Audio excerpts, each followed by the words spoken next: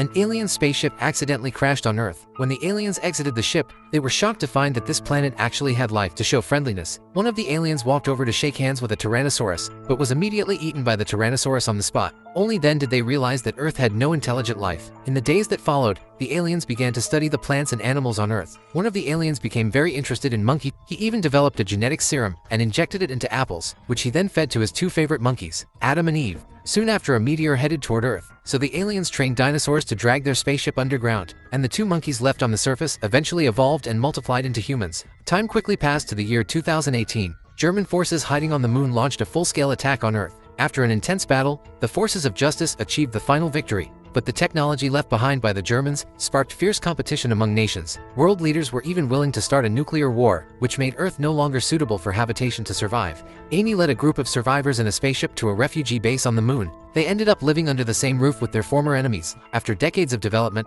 the number of survivors grew to 2,000, far exceeding the base's capacity. And recently, moonquakes had become extremely frequent. The life support system was reaching its limit. At that moment, an uninvited guest arrived at the base. A flying saucer illegally broke in. The pilot's name was Jack. He had actually repaired a scrapped saucer and flew it to the moon with the survivors. Although the base's resources were already critically low, Amy still allowed them to stay. She even sent a mechanic to inspect the saucer. At that moment, a shadowy figure suddenly ran out from inside. The mechanic followed closely behind and arrived at a hidden chamber. But as soon as she entered, she was knocked unconscious. When she woke up, she felt the person before her looked familiar. The person pulled open the curtain on the wall, and she was instantly too shocked to speak. It was the Moon Führer, but he was a man from the last century. How could he possibly still be alive?